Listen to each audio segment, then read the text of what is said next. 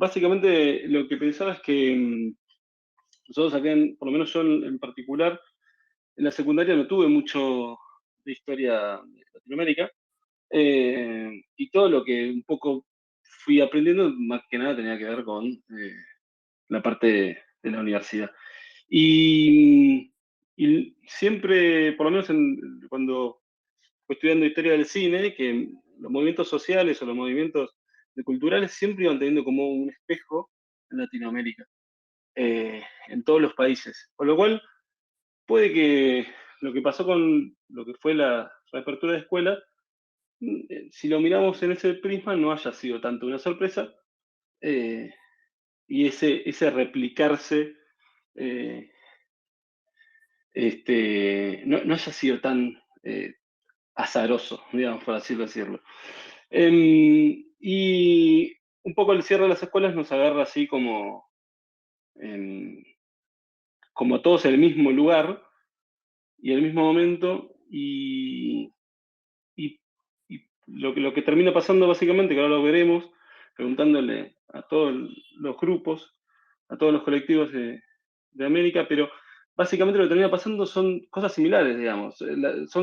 Y esto pasa también en todo el mundo, pero en Sudamérica y en Latinoamérica es como que termina pasando como más, se acentúa más esto de las políticas que no tienen mucho sentido, las políticas educativas o las políticas de cierre que no tienen mucho sentido.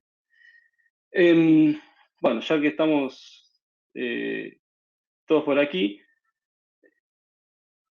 Escuelas Abiertas está dando vuelta por ahí. Tere, ¿cómo estás? Buenas noches. ¿Me escuchás? Sí, perfecto. ¿Tú me escuchas bien? Yo te escucho bien. Ahí veo que está también Gabriela. Em, está Majo por ahí también. María José, buenas Hola, noches. buenas Espero que me noches. estés escuchando. Ahí estaba Gabriela. Em, la pregunta, Rocío se está por conectar en un momento, me dicen de Escuelas Abiertas. Y la pregunta un poco es, bueno, ¿cómo surge, un poco lo que habíamos planteado, es cómo surge cada colectivo, ¿no? ¿Cómo se meten al reclamo eh, cada colectivo? Entonces estaría bueno empezar por eso, por el principio. Em, Gabriela, ¿cómo estás? Buenas noches. Ay, no me está hablando, no me está escuchando. Bueno, empecemos entonces. Norma, ¿está por ahí? Sí, sí, sí, aquí estoy. Eh, Ay, perdón, sí, ¿Cómo? estoy. Ah, bueno, estamos todos. Bueno, ¿cómo, cómo llega o sea, cómo pega la pandemia y cómo termina ocurriendo el cierre de escuelas ahí en Perú? Ok, muy bien. Muchas gracias a todos, muchas gracias a los organizadores de este espacio. Nos encontramos presentes en representación del colectivo Volvamos a Clases Perú. Así es, Hernando, Paul Neira y Norma Correa, quien les habla. Realmente estamos muy contentos de poder compartir estas reflexiones con ustedes. Para nosotros, el trabajo liderado por sus organizaciones ha sido realmente una inspiración. Pensamos y creo que en este sentido reflejo lo que ha sido el sentimiento, ¿no? De las personas que han participado en Volvamos a Clases Perú, que muchas veces parecía que estábamos luchando solos, ¿no? Y de hecho, cuando miramos las redes sociales nos dimos cuenta que éramos muchos y que lo que teníamos que era conectar. Entonces, siguiendo las indicaciones que nos presentaron, vamos a dividir brevemente un poco la presentación. Entiendo, para saber, Joaco, que ahora lo que hay que hacer son un máximo de 10 minutos, ¿no? Como el caso del país, ¿es correcto? Sí, la idea es más que nada ir hablando un poco de lo que fue el principio de la pandemia, cómo entran ustedes al reclamo, eh, tratando de ser lo más breve posible y después si vamos con con esa misma pregunta, digamos, o esa misma inquietud, vamos hablando el resto Ok, de los colectivos. Así no perfecto. cambiamos de tema y me parece que como que seguimos más temáticamente que por otra cosa. Perfecto. Entonces, para hablar de los antecedentes del colectivo, quisiera darle la palabra a Asier Hernando. Asier, bueno, él radica aquí en Perú. Él, además de su activa participación en nuestro colectivo, ha escrito una serie de columnas en el diario El País y recientemente una crónica sobre lo que ha sido Volvamos a Clases y creo que Asier tú vas a poder retratar muy bien cuáles fueron los orígenes.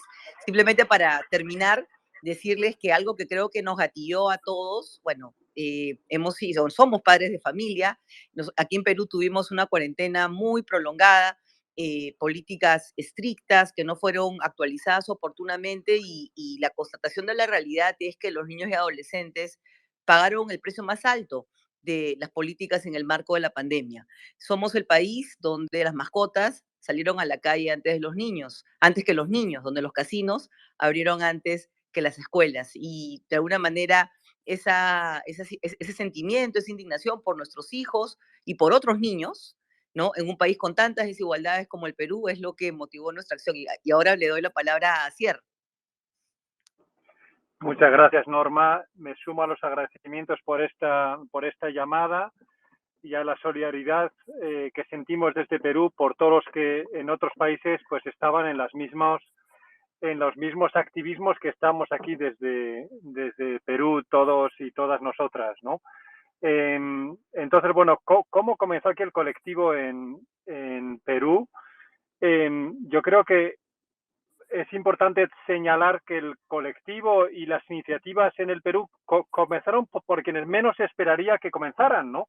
No comenzó por ninguno de los colectivos que ya estaban organizados en torno a la educación en el Perú, ¿no? No comenzó por los sindicatos de maestros que se opusieron por mucho tiempo a la apertura, igual que en sus países, ¿no? No fueron los colegios de pediatras quienes insistieron que los colegios tenían que abrir, tampoco, ¿no? No fueron medios de comunicación que insistían que tenían que abrir, tampoco, ¿no? Entonces no fueron ni incluso asociaciones de padres ya establecidas que insistieron que tenían que abrir, tampoco fueron una serie de iniciativas individuales por parte de una serie de personas que se fueron como congeniando entre todas ellas, ¿no? Fueron una iniciativa de una serie de papás que se conocían previamente, ¿no? Que hicieron un reclamo por internet y al cual en un inicio la respuesta fueron como críticas furibundas, ¿no? Otra serie de papás y de mamás especialmente que hicieron una primera convocatoria frente al Ministerio de Educación y que fueron prácticamente 10, 15 personas, ¿no? Al mismo, pero consiguieron que dos medios de comunicación lo cubrieran y poco a poco como que se fue haciendo una bola, ¿no? Pero creo que era importante el contexto del Perú también. Perú en un contexto de enorme inestabilidad política, mucha polarización, ¿no? En donde todos los reclamos se terminan politizando, ¿no? Y todo lo que tiene que ver con el regreso a las escuelas, la apertura de los colegios, fue algo bastante transversal, fue un reclamo bastante transversal cuando el país así lo necesitaba, ¿no? Entonces, yo señalaría en el caso del Perú como una novedad, ¿no? Que fueron una serie de mamás y de papás que previamente no estaban organizados, ¿no? Que fueron poco a poco haciendo una bolita y organizando este colectivo. Las redes sociales fueron fundamentales para ello, ¿no? En torno a las redes sociales y a los grupos de WhatsApp se fueron organizando actividades cada vez más grandes, ¿no? Y fue poco a poco agarrando forma hasta una marcha muy grande que se hizo ya en el primer año, en agosto del año pasado, de 2021, y eso fue un antes y un después, ¿no? Pero lo podemos profundizar un poquito más adelante. La clave del inicio fue esta que estamos señalando, que no fueron de nadie de los que se podía imaginar, que estuvieron muy callados en el país y fueron papás y mamás sin experiencia previa en organización de este tipo de colectivos. Eso diría por parte del Perú. Para abrir con la conversación. Está perfecto. Ahí la veo a Gabriela. Gabriela, a ver si... Perfecto.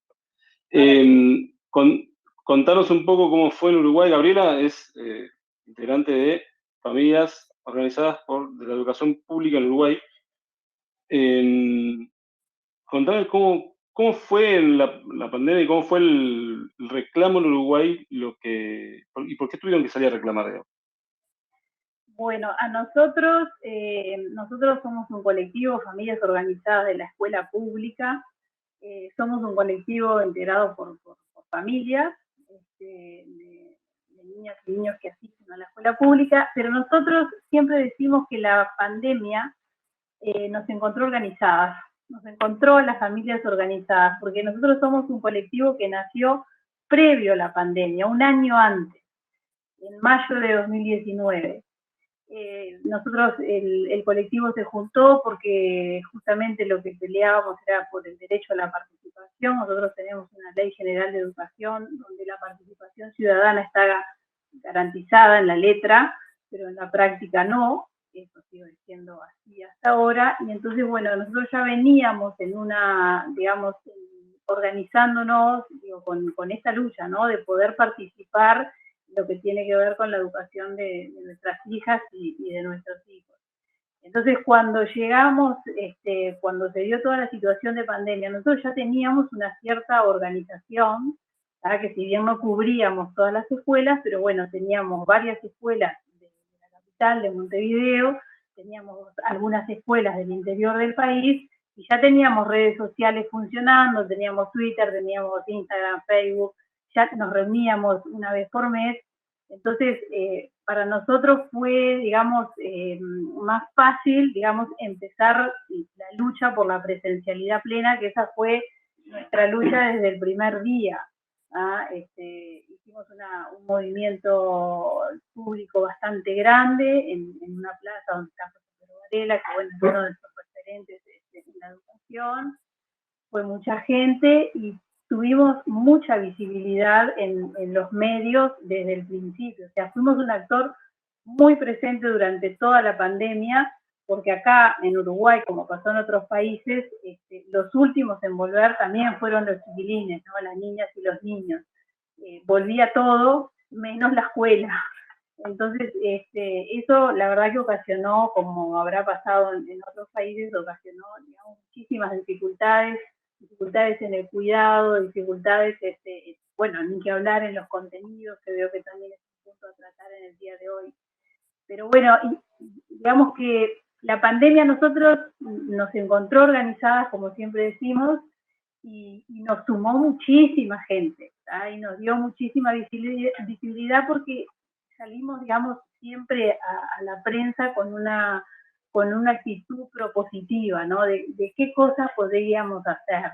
De hecho, en el segundo año de pandemia, nosotros trabajamos mucho, ¿tá? Con expertos, nos acercamos a los expertos que había contratado no, digamos, conformado el gobierno. Nosotros tuvimos un grupo de expertos, el GAC, y además teníamos nuestros propios asesores, por supuesto que todo fue a través del voluntariado. Uruguay es un país chico, nos conocemos, y la verdad que tuvimos mucho apoyo de científicas, de científicos que estuvieron cerca del movimiento, de médicas, de médicos pediatras, que bueno, nos estuvieron apoyando en esa lucha que era, bueno, que las niñas y los niños volvieran a la escuela, que las niñas y los niños eran, digamos, tenían un bajísimo riesgo, ¿tá? De enfermar gravemente, y que no eran los principales transmisores de la enfermedad. Entonces, para nosotros fue, ya le digo, unos muchos meses de estar al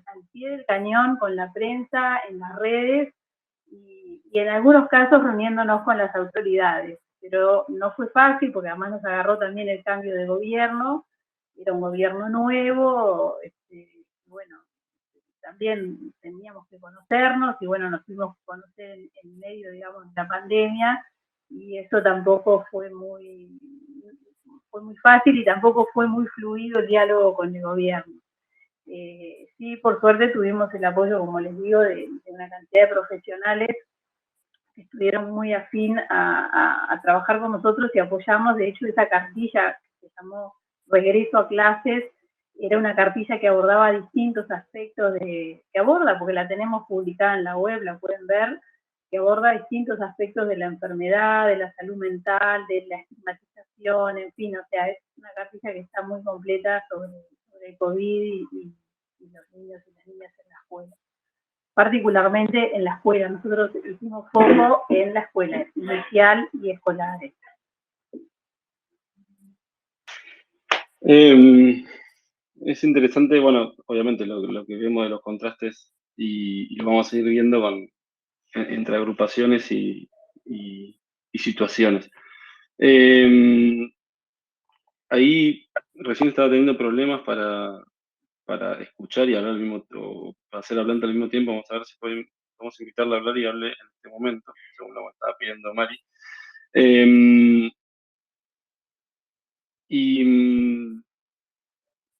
A ver, y si no, bueno. María José,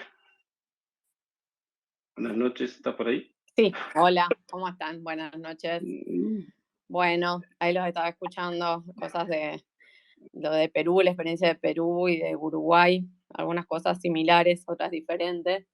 Estaba pensando un poco las temporalidades, ¿no? La cronología de cómo se fueron dando las movilizaciones o los reclamos en cada uno de los países. Según mi registro, en Uruguay, digamos, tuvieron más presencialidad que nosotros en 2020.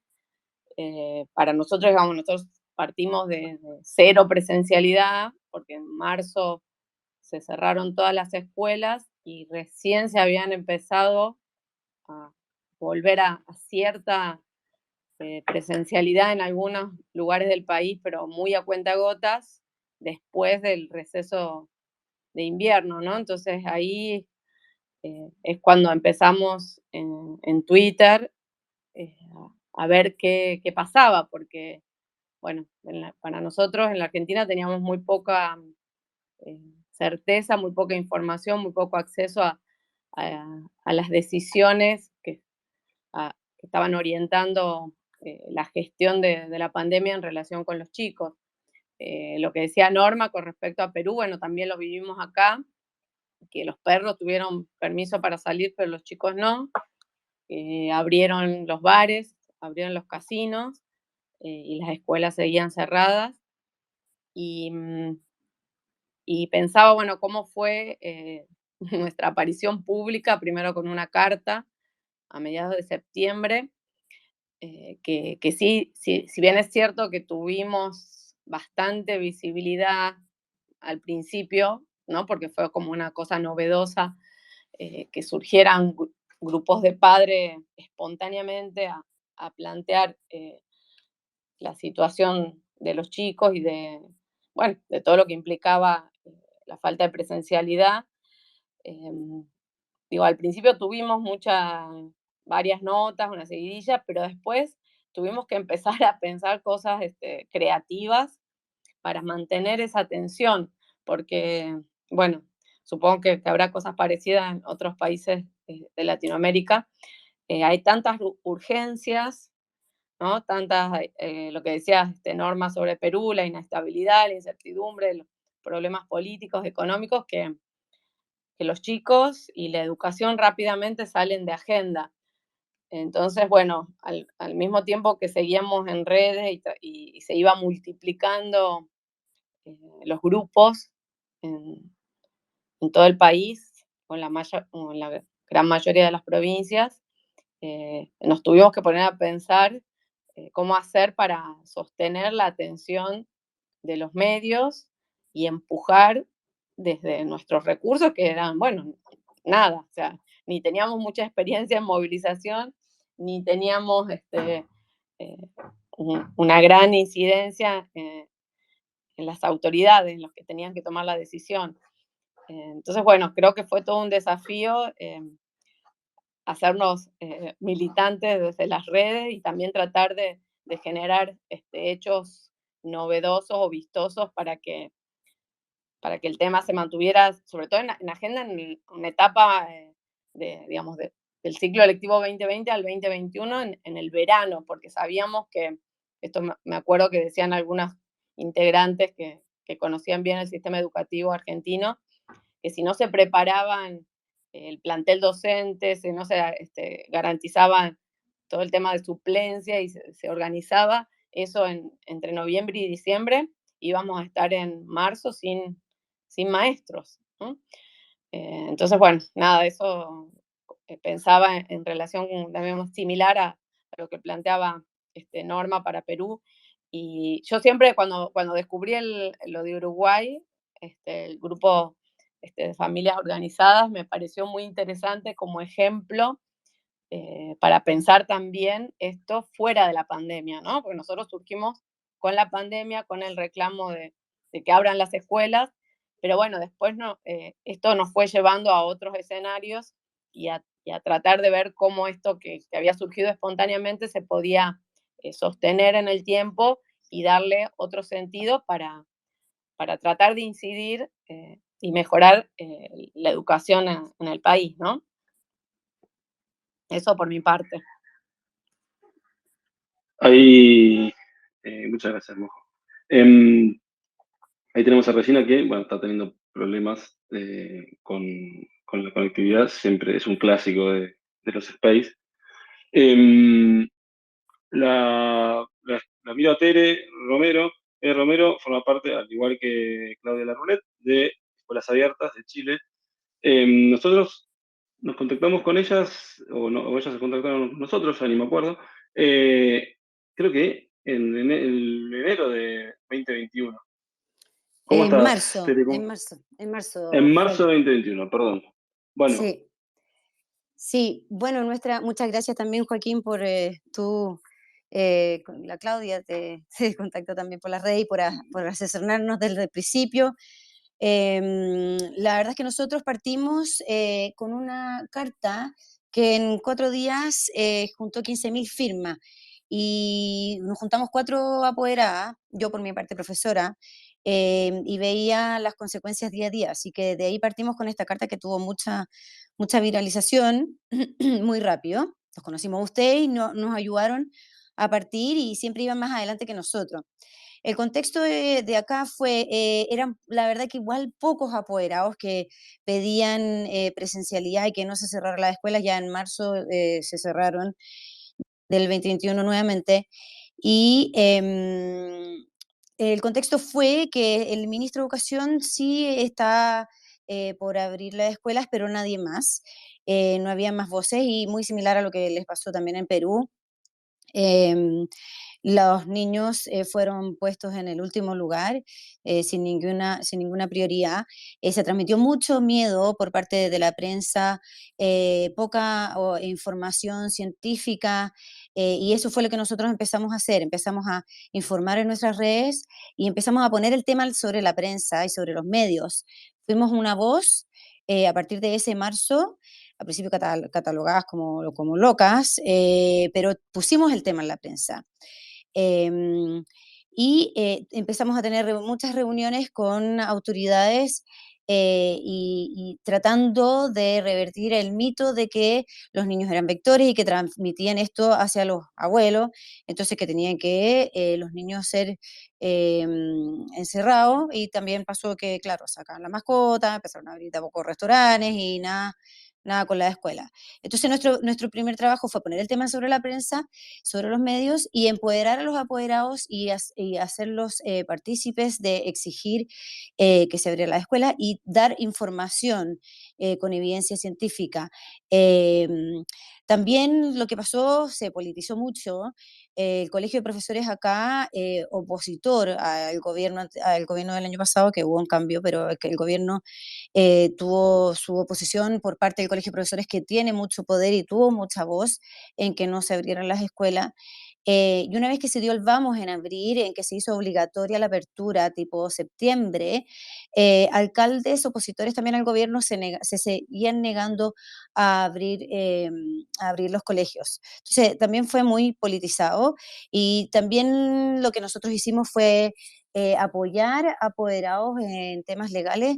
Una vez que estaba ya la obligatoriedad de abrir las escuelas y no se abrían por parte de alcaldes opositores al gobierno, los asesorábamos en denunciar, y los asesorábamos también en poder presentar acciones legales.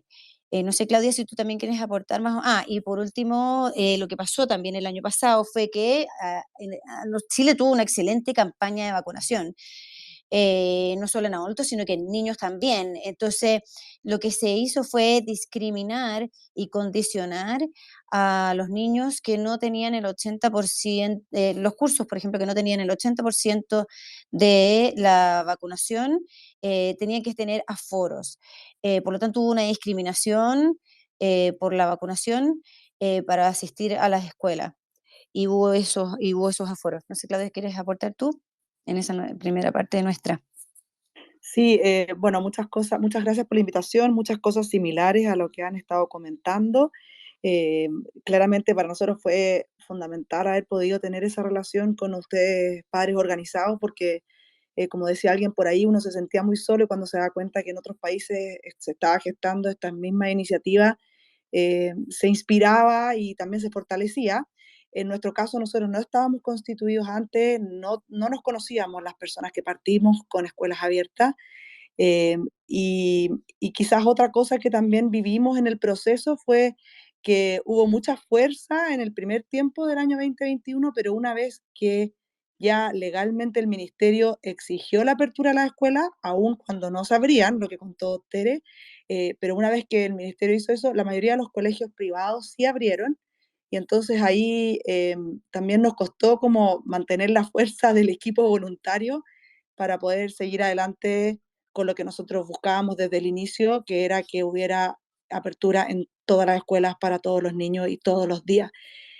Y lo que comentaba Tere, que cuando se empezaron a abrir también se pusieron restricciones, muchas restricciones de todo tipo, pero restricciones sobre todo de aforo que se relacionaban a la vacunación. Entonces ahí también fue bien importante poder hacer el punto de que no se podía discriminar por la vacunación a los niños para asistir a clase.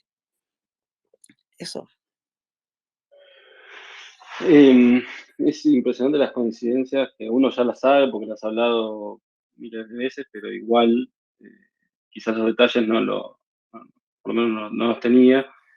Y es Yo quería impresionante agregar cómo una se van. cosita, Perdón, Joaquín. sí, Tere. Solo Sí, agregarlo en lo último que dijo Claudia, lo que pasó con la discriminación por tema de vacunación fue que lamentablemente los colegios particulares pagados, privados, como se les dice acá, tuvieron mayor aforo y lamentablemente los lugares que eran más rurales, los lugares donde lamentablemente niños más vulnerables con menor acceso a vacunación fueron más perjudicados. Entonces ahí las brechas siguieron aumentando. Ahí esperemos que esta vez pueda hablar. La veo a Regina de Abre mi Escuela de México. Regina, decime si estás pudiendo abrir el micrófono. Y bueno, si no, Jimé, ¿estás por ahí? Sí, no, la verdad es que me quedé asombrada de las coincidencias que hubo en toda la región en cómo fueron tratando a los niños y adolescentes. Creo que en todos los países pasó exactamente lo mismo. Y también me quedo un poco con lo que comentaban recién en Chile, cómo bajó la participación en muchos casos de los padres cuando comenzó la apertura. Sí creo que estaría bueno que nos puedan comentar cómo fueron los protocolos de vuelta a clases. Una vez que los ministerios o el gobierno les dieron el ok para abrir, para la apertura de los colegios, ¿qué pasó? ¿Qué eran los que les pedían? O sea, por un lado comentan el tema de la vacunación completa, cómo eran los aforos, cómo lo fueron tomando los chicos. No sé si quieren comentar un poco sobre esos temas. Gabriela, o vos estás ahí, quizás Uruguay creo que fue como el que más presencialidad tuvo en 2020 y luego en 2021. Sí, sí, nosotros, bueno, acá por supuesto que reclamábamos mayor presencialidad, pero sabemos que en el contexto, digamos, de América, fuimos de los primeros que abrieron las escuelas. Al principio, los protocolos, digamos, se fueron flexibilizando a lo largo del tiempo. Al principio los protocolos exigían más que nada el distanciamiento y el uso de tapabocas. Y luego, cuando se empezó a vacunar, algo bueno, que toda la sociedad en realidad no apoyó, era que se discriminara por niño vacunado o no vacunado. O sea, la vacunación en niñas y niños fue voluntaria, no fue obligatoria, bueno, en los adultos tampoco, y por supuesto que no era una condición para asistir a clase el estar vacunado. Sí variaba el periodo de aislamiento en el caso de contagio, que bueno, tenían más días para estar en su casa las personas que no estuvieran vacunadas, los estudiantes que no estuvieran vacunados. Pero en general, digamos que los protocolos se fueron flexibilizando a lo largo del tiempo. En eso, la verdad que nosotros estuvimos como colectivo, estuvimos arriba del Ministerio de Salud, hicimos más de un conversatorio organizado por nosotros, en coordinación, por supuesto, con expertos, con políticos, con personal del gobierno inclusive, mandos medios o directores políticos que participaron, y la verdad que eso, como les decía hoy, nos dio mucha visibilidad, y creo que también fue una carta que jugó, digamos, que jugó a favor de los chiquilines.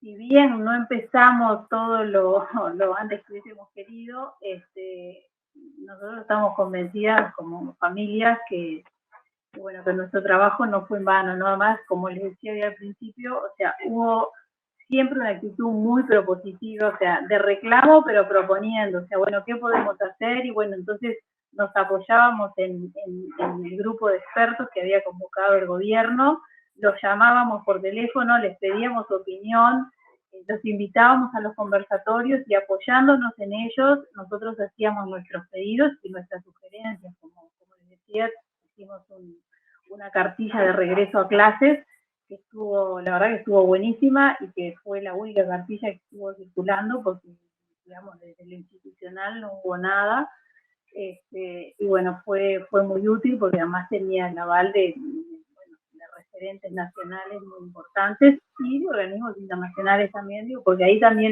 la UNICEF, por ejemplo, también empezó a hacer bastante fuerza, sobre todo en 2021. De hecho, nosotros esa cartilla la hicimos con Fondo de Población de Naciones Unidas, que fue quien apoyó, digamos, ese trabajo. Participó la UNESCO también, y bueno, si bien UNICEF después se retiró, en un principio nos había apoyado, y luego de que nosotros sacamos la cartilla, UNICEF sacó, digamos, toda una campaña en el mismo sentido, que bueno, también eso ayudó. Pero los protocolos se fueron flexibilizando. El tapaboca, por ejemplo, fue una exigencia para niños grandes, pero para los chicos no. Para los niños, no me acuerdo ahora si eran menores de 6, 8, pero bueno, para los chiquitos no era no era una exigencia obligatoria. Y esto con el paso del tiempo después también se fue flexibilizando, hasta que en el último protocolo era una sugerencia, pero no era un mandato, no era obligatorio ir con tapabocas. Y por ahí, con respecto a los protocolos, en primaria funcionaron a veces los grupos partidos a la mitad, porque bueno, por el espacio de los salones. Entonces, bueno, ahí las familias en las escuelas también tuvimos una activa participación, tratando de ver cómo solucionar el tema del distanciamiento físico. En algunas escuelas se montaron carpas, algunas escuelas pocas trabajaban afuera.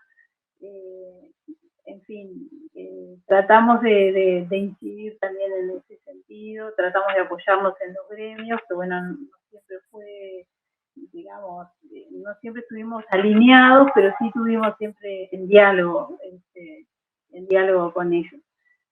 Así que, bueno, fue una experiencia muy intensa. Fueron 2 años de muchísimo trabajo para el colectivo.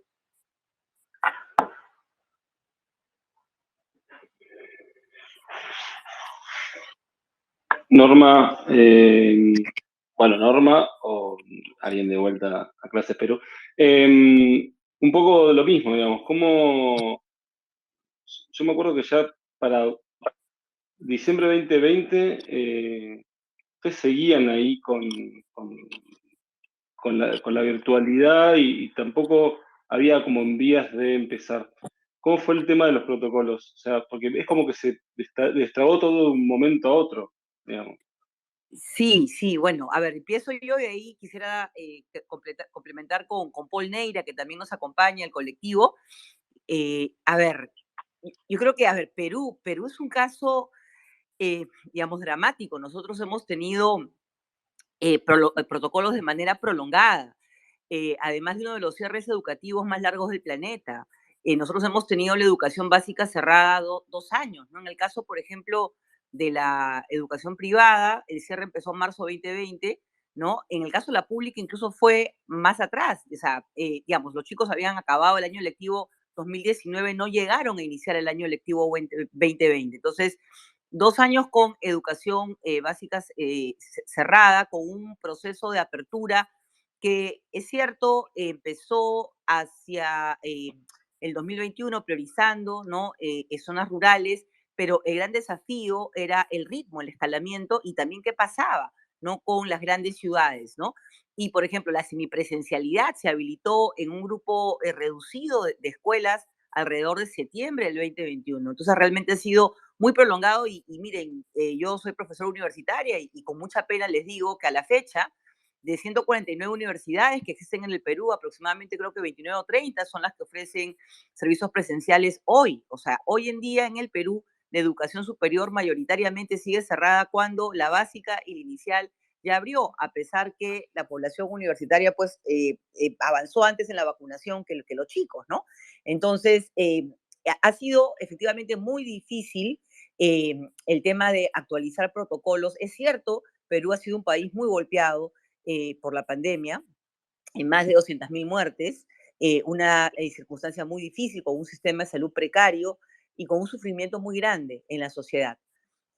Reconociendo ese impacto y ese dolor que hemos vivido todos los peruanos, con familiares, con amistades, también es cierto que nos vino otro problema, que era las inercias de la gestión pública y el temor a tomar decisiones, ¿no? Y aquí viene el tema, algo que mencionó alguien, ¿no? ¿Cuánto de esto era un asunto derivado de las complejidades de la pandemia, un virus en algún momento desconocido, que de ahí fuimos comprendiéndolo, y cuánto de ello tenía que ver en realidad por factores políticos, ¿no? Y limitaciones de gestión.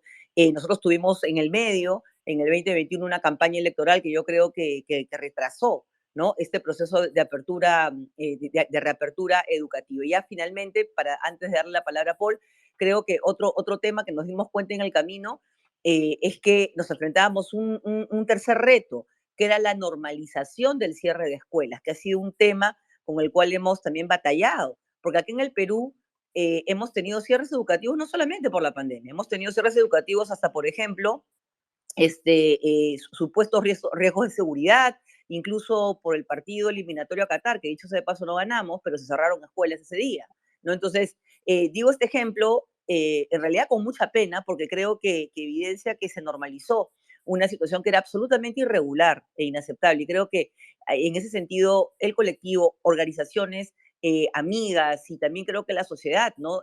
Fue despertando hacia la importancia de decir basta, no basta, hacia esta idea de que la virtualidad era un sustituto aceptable, ¿no? O que podíamos seguir con esta situación de profundas desigualdades en la propia calidad y oferta del servicio de educación remota, ¿no? Entonces, con eso le doy la palabra a Paul. Hola Norma, muchas gracias por el espacio. Yo quisiera agregar a lo que acabas de analizar tú, es lo siguiente, y es que la situación de... O sea, yo creo que estamos olvidando, en el caso, por lo menos en el caso peruano, el rol de las personas, el rol de los tomadores de decisión, que, que ante una situación inédita en la historia de la humanidad tomaron las peores decisiones de mantener cerrados los salones de clase, que cerraron los ojos, los oídos y las mentes a la evidencia científica, que se aferraron, digamos, a una política muy marcada y muy clara de terror, de miedo, de meter miedo en la población, pero que eso, en el fondo, lo que terminaba de demostrar era la profunda orfandad, digamos, de respuestas ante una situación profundamente innovadora, como lo que implicaba la respuesta del sistema educativo ante el cierre de clases producto de la pandemia. Y eso es un rasgo que me parece muy importante resaltar, porque los sistemas educativos con los cuales vamos a tener que seguir lidiando como organizaciones que representan a padres de familia buscando defender los intereses de nuestros estudiantes y de sus aprendizajes, de nuestros hijos. Ese es el sistema con el cual tenemos que lidiar, que no está acostumbrado a la innovación, no está acostumbrado a la evidencia, está acostumbrado a una lógica jerárquica de operación y de orden, y que aquello que es disruptivo tiene la tendencia de rechazarlo. Y eso me permite a mí simplemente reflexionar sobre el rol que creo que nos toca. De hecho, una de las notas más importantes, por lo menos en el caso del Perú, fue el siguiente, y es que siempre el sistema educativo, he de decir, yo soy educador, yo he estado metido en el sistema educativo, en el tema de policy making, digamos, en el sistema educativo peruano, y siempre había este mantra permanente en el sistema que decía que los padres de familia nunca se involucraban en la educación de sus hijos. Que los padres de familia estaban distantes, que el colegio intentaba traer a los padres de familia, y al final del día el padre de familia no entraba, no se comprometía, no generaba espacios y puentes. Cuando vino la pandemia y inició este movimiento en el Perú, fue un ejemplo claro de cómo es que los padres de familia se organizan y comienzan a presionar y a conseguir cosas a favor de la escuela. Entonces la pregunta que yo me hago, y no tengo una respuesta, pero creo que es un espacio de reflexión, es ¿cuál es el nuevo rol que le toca a los padres de familia en esta nueva arquitectura, en este nuevo mapa, digamos, de la escuela y de los sistemas educativos de nuestros países? ¿Qué rol es el que tenemos que jugar? ¿Cuál es la función que tenemos que cumplir y cuál, dependiendo de la responsabilidad que nos toca o le toca a la escuela, es este rol subsidiario o no que tenemos que cumplir como padres de familia? Y yo creo que ahí hay un campo enorme de discusión respecto a el mañana. El presente y el pasado lo hemos estado discutiendo, pero lo que me obsesiona a mí es el tema del mañana y cómo manejarlo desde la perspectiva de organizaciones que han defendido un derecho fundamental, un derecho humano de nuestros hijos a la educación, y que hemos logrado, por lo menos en el caso peruano, doblegar al sistema y obligarlo a funcionar en términos a los cuales no quería funcionar. Entonces, ¿qué rol vamos a jugar en esta nueva arquitectura, en este nuevo escenario? Es la pregunta que que yo la quiero dejar también como un pendiente para esta conversación. Es un poco lo que veníamos en la siguiente pregunta, y me parece que está bueno María José, o no sé si alguien de Chile. Bueno, ahí está María José, abrió el micrófono, perfecto. Hola, sí. No, estaba escuchando, la verdad, muy, muy interesante lo que planteaban recién. Perdón, ahí se me fue Asier, con respecto a cómo se toman las decisiones, digamos, la relación entre la sociedad civil y el gobierno, o las autoridades en general, y el contraste con Uruguay, ¿no? Yo siento que Argentina en esto estuvo bastante más parecido a Perú, a pesar de que, digamos, logramos la presencialidad antes, pero, digamos, lo que comentaban con el caso de Uruguay, digamos, de ese diálogo más fluido y colaborativo entre la asociación, la agrupación de familias, digamos, de lo que sería la representación de la sociedad civil, con las autoridades y con los asesores del gobierno, o sea, una relación bastante más fluida, de un diálogo, armónica, buscando una actitud proactiva. Nosotros tuvimos una relación bastante más conflictiva, porque nos enfrentamos a situaciones similares a lo que pasó en Perú, digamos, de que no había no priorización, digamos, de la decisión política de abrir las escuelas, digamos, más allá de algunas excepciones, digo, en general, mirando el país en todo, tuvimos muchas resistencias, no solo de los sindicatos, sino de los gobiernos, que respondían más a la presión de los sindicatos que a los derechos que ellos debían garantizar de los chicos. Y además esta opacidad, esta negativa, digamos, a transparentar la evidencia o la información sobre la base que se tomaban las decisiones, ¿no? Y acá creo que, digamos, si lo vimos al final, nosotros en el 2020 nos dimos cuenta de eso, creo que el momento más dramático y más contundente de esta caracterización, sobre todo del gobierno nacional, fue en abril del 2021 con la decisión de volver a cerrar las escuelas a contramano de toda la evidencia que ya teníamos, evidencia propia sobre cómo estaban funcionando las escuelas y qué impacto tenían sobre la curva de contagios. Entonces creo que hay acá dos cosas, ¿no? Bueno, por un lado, eh, el lugar que ocupa la educación dentro de las políticas públicas como prioridad, que no lo es, lamentablemente, en varios escenarios latinoamericanos, y por otro, esta conducta, esta forma de gestionar lo público de espaldas a la sociedad, sin justificar las decisiones que se toman, sin mostrar la información que sustenta esas decisiones, o manipulando la información, ¿no? Como nos tocó ver a nosotros en vivo, que se armaron un informe avalado además por gente que supuestamente, digamos, respalda, está vinculado al sistema científico nacional y a las universidades. Digo, se armó un informe en 2021 para respaldar una decisión a todas luces autoritaria desde el nuevo cierre de las escuelas.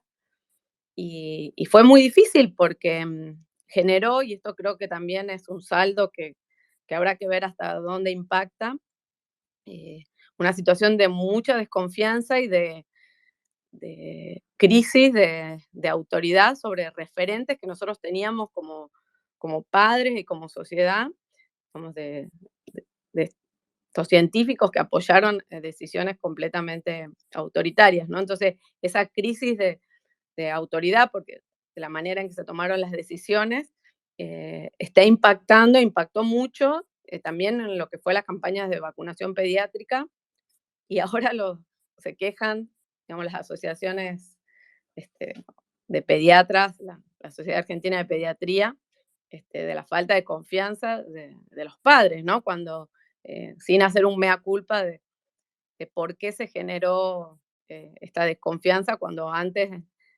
teníamos una relación bastante más, digamos, obediente, ¿no? Ante los mandatos de salud o de educación. Bueno, ahora los padres hemos descubierto que muchas decisiones se toman sin sustento y en contra de los intereses y los derechos de nuestros hijos, entonces ya no estamos resueltos a volver a esa posición de obediencia, ¿no? Ahí, sí, Jimena, no sé si querías preguntar algo en particular. No, le iba a dar la palabra a Regina de México, que ahora pudo conectarse. Creo que. Perfecto, vamos con eso. Regina, buenas noches. Creo que debe seguir teniendo los mismos problemas. Qué difícil la tecnología, por favor. Bueno, no, yo iba a aprovechar lo que había, el tema que había abierto Majo un poco, el tema de lo que nosotros, las diferencias entre gobiernos y políticas, y bueno, lo que nosotros acá denominamos grieta, digamos.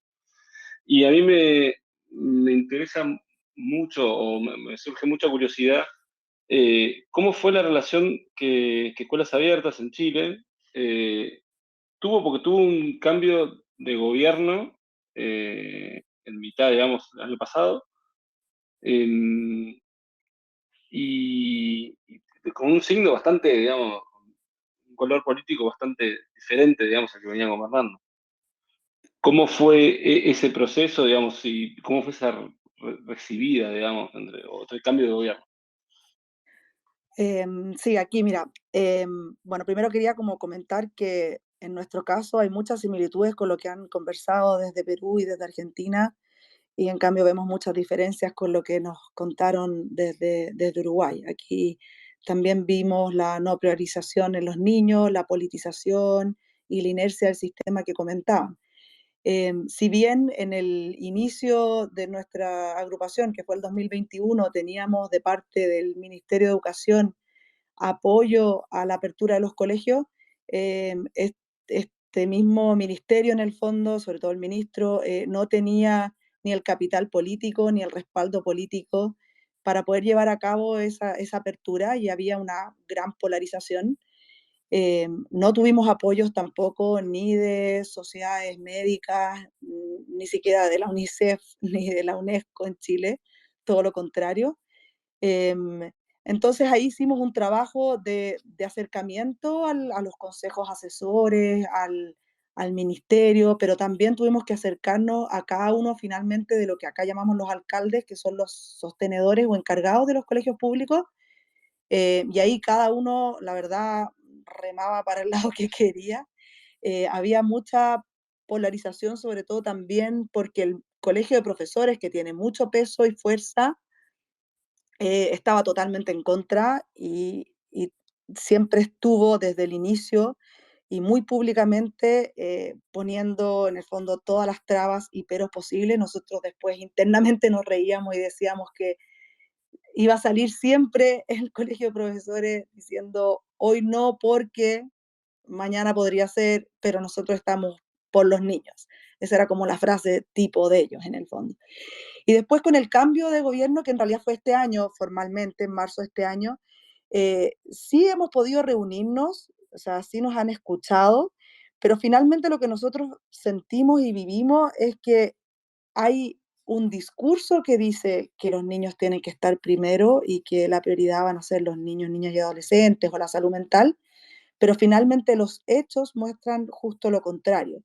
Y ahí, haciendo relación con lo que estaban comentando de qué pasa hacia adelante un poco, nosotros vemos una gran preocupación parecida a la que han comentado ahora, de que se normalizó el uso del cierre de escuelas para cualquier cosa, e incluso casi como una política pública. Entonces se permite el cierre de escuelas o no tener clases presenciales como una herramienta para resolver problemas, por ejemplo, la violencia, la huelga o el colapso hospitalario por un virus estacional normal, para el cual nunca antes se pensó en cerrar las escuelas. Entonces, en el fondo, en vez de estar buscando soluciones a esas problemáticas de política pública, se utiliza el cierre de escuelas. Y eso es transversal, se ha visto transversal. Entonces, si bien hay un discurso político de priorizar la infancia, finalmente la realidad y los hechos muestran justamente lo opuesto. Y ahí nosotros hemos intentado en este último tiempo, bueno, después de lograr terminar con las restricciones, porque aquí las restricciones duraron hasta septiembre de este año, o sea, lo que ustedes llaman el tapaboca, que nosotros le decimos la mascarilla, recién la sacaron en septiembre, lo que son las cuarentenas de niños sanos. Nosotros todavía teníamos cursos completos yéndose a cuarentena cuando habían 2 o 3 casos de niños probables o confirmados. Eso recién lo logramos eliminar. Entonces, ahora hacia adelante nosotros vemos una preocupación, y en eso estamos ahora analizando cómo podemos llevarlo adelante, de cómo no volver a cometer esos errores que se cometieron en las decisiones políticas, cómo, por supuesto, cuál es el plan respecto a las brechas que se han generado, y también cómo salir de esto que es, no sé si es que la sociedad disminuyó su valoración de la educación presencial o de que se tomó como natural el cierre de escuelas, como decía antes, como política pública en vez de resolver los problemas reales. Sí, Juan. Bien. No, no, No, creo que querías hacer alguna pregunta con salud integral, recuerdo. ¿Cómo? Bueno, no, me decías que querías hacer una pregunta con respecto a salud integral, creo. Ah, sí. La realidad es que, bueno, viene un poco a colación de todo lo que nos están contando. Queríamos un poco saber cómo había sido tratado o qué casos habían identificado en cada región respecto a la salud mental de los niños, ¿no? Porque, a ver, el impacto del cerrarles su lugar, de cerrar las escuelas, no es gratuito. Creo que por lo menos nosotros en la región en Argentina llegamos a identificar y nos han llegado varios casos bastante graves y no fue considerado. eso como una consecuencia, además en nuestro país en principio un poco lo minimizaron y recién ahora están saliendo a ver, a tratarlo. ¿Cómo lo fueron llevando en cada una de las regiones? No sé si quieren empezar. Hola. Buenísimo. Ahí está Gabriel. Arranco. Sí, sí. Bueno, sí, nosotros, la verdad que ese fue un punto así de preocupación ya desde el primer año de pandemia, en el 2020. Como yo les decía, nosotros siempre estuvimos en contacto con profesionales de la salud, con científicos que estaban colaborando con el gobierno. Y este aspecto, el de la salud mental y el de la salud física, fue uno de los puntos que nos preocupó muchísimo. Y sí, la pandemia dejó secuelas, hizo daño, o sea, hay índices de depresión, de ansiedad, de obesidad, o sea, todo eso tuvo violencia que al día de hoy se están viendo las secuelas de todo lo que originó, digamos, el periodo de aislamiento, porque para muchas niñas y niños, si bien acá no fue tan largo, digamos, el periodo que no hubo clases presenciales, es verdad que empezaron todas las actividades y los chiquilines todavía seguían en sus casas. Entonces, en muchos casos, en muchísimos casos, esas niñas y esos niños estaban muchas horas solos también, ¿no? O al cuidado de hermanos, de hermanas, de familias, o sea, los índices de violencia también aumentaron. Desde la salud mental, desde los profesionales de la salud mental, eso se vio como muy preocupante. Y bueno, lo mismo con la salud física, o sea, el tema del sedentarismo y la obesidad también se disparó, y bueno, y hay datos claros en ese sentido. Nosotros, como también les comentaba, tuvimos la iniciativa de generar, bueno, no solo materiales para las familias, sino también generamos espacios de diálogo, conversatorios, donde invitábamos, bueno, a distintos profesionales, y bueno, uno de ellos fue un coloquio sobre educación, salud y COVID-19 en la escuela, y ahí participó gente, bueno, digamos, gente del gobierno, gente de los gremios, profesionales que estaban trabajando en el grupo que asesoraba al gobierno,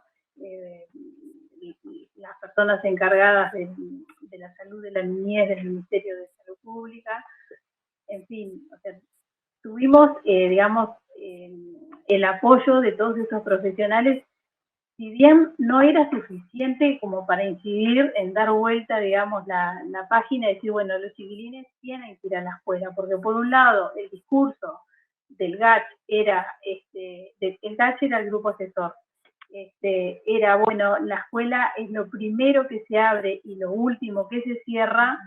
En los hechos fue lo último que se abrió. ¿Ah?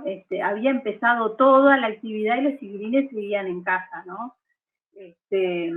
Pero bueno, sí, las consecuencias fueron negativas durante la pandemia, y bueno, las escuelas se están viendo ahora, porque además hasta en los más chiquitos, por ejemplo, el tema de la adquisición del lenguaje es fundamental, y bueno, durante todo ese primer año y el segundo, o sea, su actividad escolar fue muy baja, ¿ah? Para los preescolares, por ejemplo, los niños de hasta 5 años, y es en un momento clave donde además la mirada de la maestra, el rostro de la maestra es importante, y bueno, y ahí teníamos maestras donde nosotros nos veíamos los ojos, ¿no? Digo, porque también es cierto que si bien no era obligatorio para los chiquilines, para las niñas y los niños, para los adultos sí. Entonces, bueno, hubo como bastantes dificultades en ese sentido también. Y después en lo que fue la transición, ¿no? Desde la escuela a la educación media, ¿no? Esa transición en los chiquilines que tuvieron que hacer la transición en pandemia también tuvo consecuencias muy negativas, porque bueno, eran niños que dejaban la escuela en un año donde se veían poco con sus compañeros, y que bueno, muchas de las actividades que se hacen en el cierre escolar no se pudieron hacer, y arrancaban la educación media seguramente en otros grupos con otra gente, en un contexto donde no se conocían todos, en pandemia, y con suerte viéndose por Zoom, digamos, en algunos casos, y bueno, y en otros ni siquiera por Zoom. La actividad, digamos, las tareas virtuales acá, la educación, a través de la virtualidad, si bien se habló mucho, porque Uruguay tenía el plan Ceibal, lo tenemos, y era una herramienta valiosísima, era una herramienta que no se usaba tanto y que, bueno, digamos, no fue tan maravillosa como a veces se pretende mostrar en el exterior. O sea, sí, fue una herramienta muy buena, pero no todo el mundo la sabía manejar, me refiero a los docentes, con fluidez, y no en todas las regiones del país las personas tenían acceso a Internet. Si bien nosotros tenemos una cobertura maravillosa de Internet, bueno, en los barrios más pobres de repente todavía no había fibra óptica, no tenían datos para conectarse, entonces la verdad que acá las docentes y las docentes de la ruralidad y de los barrios más vulnerables hicieron un trabajo, en muchos casos un trabajo cuerpo a cuerpo de acercarles, digamos, la educación a los chiquilines, y bueno, y también, por supuesto, que hubo de los otros, ¿no? Digo, gurises que quedaron muy alejados de la educación porque, bueno, no se les llegaba de ninguna forma. Pero bueno, con respecto a la salud mental y a la salud física, eso, ¿no? O sea, las consecuencias se vieron durante la pandemia y las secuelas se siguen viendo hoy. Que claro, no pasó nada, ¿no? O sea, estamos a muy poco tiempo digamos, de la pandemia, ¿no? Del cese de la emergencia sanitaria, y algo que nosotros notamos es que a ningún nivel prácticamente, no solo en la escuela, sino a ningún nivel, se ha hecho nada para ver, bueno, cómo estamos, qué pasó con nosotros después de la pandemia, nosotros como sociedad, ¿no?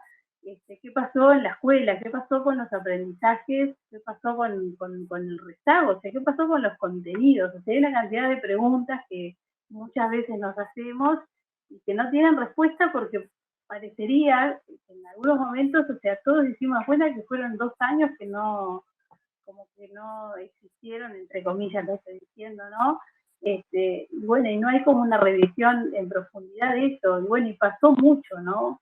Fueron 2 años muy duros, y creo que en la vida de niñas, niños y adolescentes fueron 2 años claves, ¿no? Crecer 2 años en la vida de una niña, de un niño, es muchísimo tiempo. En la vida de cualquiera, pero en la infancia y en la adolescencia es brutal. Tenemos a Regina. Hola, ¿ahora sí me escuchan? Ay, Buenas sí, te tardes. escuchamos. Muy linda sensación de escucharte después de una Sí, hora. lo logramos. Muchas gracias por la invitación y una disculpa. Ha sido muy frustrante no poder conectarme, pero por fin lo logré. Les hablo brevemente del caso de México.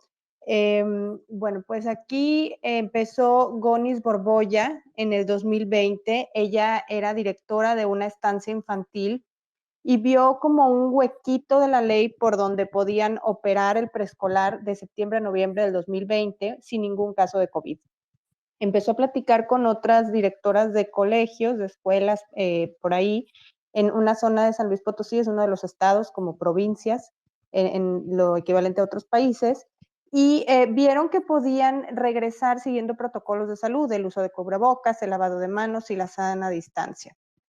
Vieron que todos los niños de México tenían derecho a la educación por ser un derecho universal y quisieron pues hacer un movimiento al que nombraron Abre mi escuela, donde pronto se empezaron a sumar y encontrar afinidad con otros movimientos similares en la Ciudad de México y en Querétaro.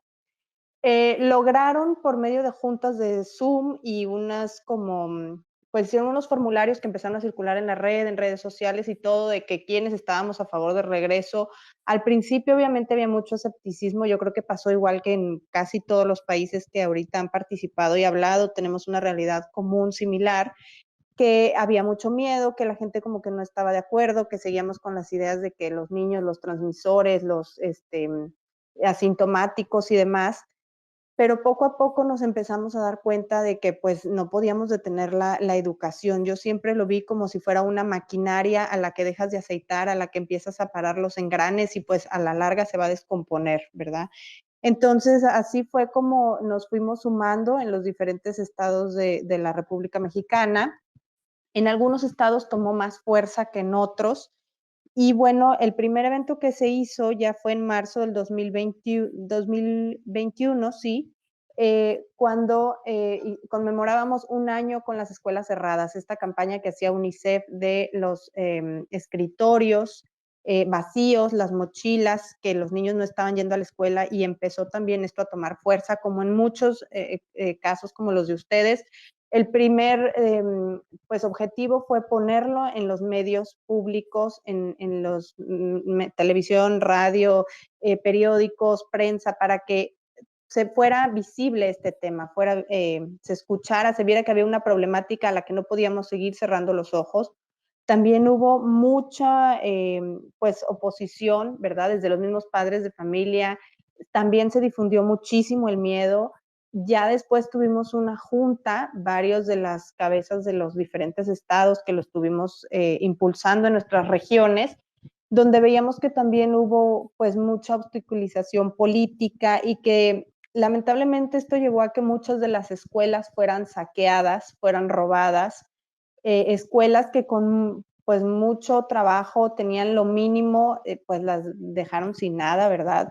Una realidad dolorosa darnos cuenta que la educación no era importante para nuestra sociedad ni para nuestro gobierno, que los niños, como al igual que todos ustedes, estaban siendo dejados en el último lugar, los jóvenes, y que finalmente pues a los gobiernos les conviene tener gente ignorante, gente que no vaya a la escuela, que no se eduque. Las realidades eran muy dolorosas, al igual que ustedes, muchos niños, como lo mencionaban, que no podían acceder. Se dio un programa de televisión en casa, Aprende desde casa, y lo grababan y lo difundían en radio y televisión, pero obviamente había muchos casos de niños que no podían seguir su instrucción y su educación por la televisión, ¿verdad? O no estaban los medios para mandar las evidencias por internet, por WhatsApp, por correo electrónico. Se empezó a ver mucha deserción, millones de niños que desertaron de lo que fue el ciclo 2020 al 2021, incluso todavía del 2021 al 2022. Por supuesto, al gobierno no le interesaba hablar de estas cifras ni hacerlas notar. Ya después, por ahí del 2021, casi 2022, el INEGI, que es el que hace los censos y todo esto, mostró unas cifras de cómo había aumentado la depresión en niños. O sea, que la principal causa una de las principales causas de suicidio, la cuarta causa de suicidio, en niños de 10 años en adelante, era el suicidio. Era una de las principales causas de muerte, mientras que el COVID era la número 9. Entonces, pues con estas cifras nosotros teníamos nuestro chat por WhatsApp, nuestro grupo, teníamos un grupo también en Facebook donde se daban las noticias y demás. Queríamos hacer visible todo esto, ¿verdad? Algo aquí que nos perjudicó primero fue que obviamente el sindicato de maestros estaba muy en contra del regreso, por supuesto tenían mucho miedo, la vacunación se dio de manera muy lenta, se dio solamente hacia los adultos. Por ahí de abril, mayo del 2021 empezó, no tenían fecha para vacunar niños, entonces la gente también por lo mismo estaba en desacuerdo en que se regresaran y se abrieran las escuelas. Nos llegaron a decir que los queríamos mandar al matadero, que íbamos a ser los responsables de muertes de inocentes, muchas cosas, ¿verdad? Muchas amenazas y mucho miedo. Y ya cuando esto tuvo un giro, cuando también se acercaban elecciones de la Cámara de Diputados y Senadores en México, y incluso el presidente en una de sus mañaneras, gracias a que pues hicimos mucho ruido, ¿verdad? En uno de los estados se hizo un video que se hizo viral, se lo mencionó, uno de los reporteros se lo mencionó al presidente, que qué pasaba con el grupo de Abre mi Escuela, los padres de familia que queríamos el regreso, y dijo que se iba a empezar a tomar en cuenta, que se iba a valorar. Y yo creo que cuando vio que éramos un grupo bastante fuerte, que no éramos ni político ni nada, y que éramos verdaderamente padres de familia, que queríamos el regreso, fue donde vio que le convenía por tema de elecciones, pues apurarse a vacunar a los maestros. Fue de las primeras cosas que también hicimos esa petición. Nosotros firmamos una carta al presidente y a los senadores y diputados que fueran los primeros, porque es lo que ellos pedían, que los maestros fueran los primeros en vacunarse. Los médicos no estaban ni vacunados, todos, pero se les dio prioridad a los maestros. Y también nos guiábamos mucho por el semáforo. en qué tantos casos, qué tantas muertes, qué tantos intubados y conectados a ventiladores, y con eso había restricciones y demás. Se prometió que cuando estuviéramos en verde y los maestros estuvieran vacunados íbamos a regresar, lo cual se logró en algunos de los estados, a lo mejor unos 10, 12 estados que lograron regresar 2 o 3 semanas antes del final del ciclo. Y ahí también una de mis compañeras se encargó de recopilar todos esos datos, información que fuimos dando de prensa y de nuestra misma información, que no había dado un contagio significativo ni el aumento de casos en los lugares donde sí se regresó a las escuelas. Claro, insistiendo mucho en seguir los protocolos de la sana distancia, de la ventilación y del uso de cubrebocas. Bueno, pues así fue como ya para agosto del 2022, es cuando nosotros tenemos, no, del 2021-2022, ese ciclo. A nivel presidencial se dice que todos los estados tienen que regresar. Muchos estados todavía seguían en duda, algunos gobernadores de los estados no querían, sin embargo, bueno, pues tuvieron que acatarlo. En algunos nos lo complicaron mucho, acá en Nuevo León, donde yo estoy. En concreto, el regreso fue 1 a 2 horas, o sea, queriendo no regresar. Y lo que hicimos también, que fue muy bonito, fue una campaña. Evolucionamos de esto, hicimos, por ejemplo, muchas manifestaciones pidiendo ayuda al Senado y demás, pero evolucionamos también en pedir ayuda para que todas estas escuelas que habían sido robadas y vandalizadas y no tenían las condiciones para regresar, de parte de la sociedad civil, ayudarlas a tener las condiciones de regresar. Entonces, eso fue algo muy, muy, muy bonito, porque pues nos habló de unidad y que no solamente estábamos preocupados por los niños, sino por ver el cómo sí hacerlo posible. Hubo pues campañas de donación de gel, de cubrebocas, de artículos de limpieza, y íbamos los padres de familia a pues ayudarles a las escuelas, sobre todo públicas, porque las privadas estaban listas desde hace mucho. Y bueno, la vacunación de los niños vino mucho después, y también ya después, hasta ahora, este ciclo escolar es que estamos peleando ya por quitar los cubrebocas. Acá en Nuevo León se pudo dar de manera fácil, pero la mayoría de los estados todavía no lo tienen así. Es obligatorio el uso del cubrebocas en los niños, y algunos es a discreción. En la mayoría de los lugares públicos ya se quitó, pero en las escuelas sigue siendo obligatorio o a discreción. Entonces, bueno, perdón, es un breve resumen de lo que fue la situación en México. No, no hay nada que perdonar, y sí, fue re completo. Por lo menos me siento muy identificado cuando hablaste de las escuelas que entraban a robar, porque acá se ha denunciado cosas parecidas en Provincia de Buenos Aires. No me acuerdo cómo habíamos quedado en la ronda, pero volviendo a lo que decía Paul hace un rato, me parece que está bueno empezar a... perdón, Majo, no sé si vos estás para hablar, Majo, o ya estoy viendo visiones. Hola. No, ahí está, no, perfecto. no, lo que, No, porque... sí, lo que quisiera agregar, digo, lo que decía Regina recién, de que hicieron campaña de donación para suplir las deficiencias que tenían algunas escuelas.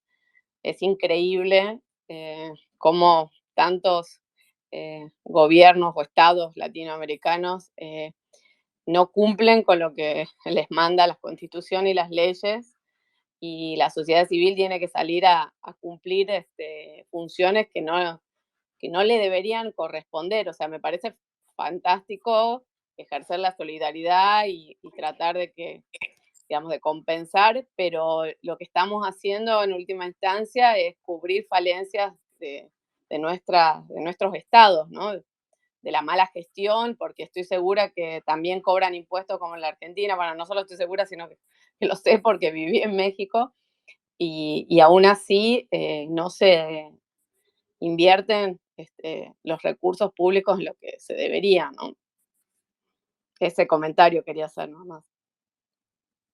Sí, de acuerdo. Para nosotros eso fue también un tema de conflicto, porque decíamos, es evidente que se robaron ese dinero, o que permitieron que se robara porque no dieron seguridad. Las escuelas, al estar abandonadas, fueron sujetas a ser vandalizadas y los mismos padres de familia pues no protegieron las escuelas, pero a veces también se sale de sus manos, ¿verdad? Es el gobierno el que debe garantizar estas situaciones de seguridad mínima para que las escuelas que se pagan justo con los impuestos no lleguen a estas situaciones donde no tenían transformadores, no tenían luz, tenían fugas de agua, les cerraron a todo mundo las llaves de luz y de agua para que en esos 2 años no se gastara, pero se siguió pagando un presupuesto para las personas de mantenimiento.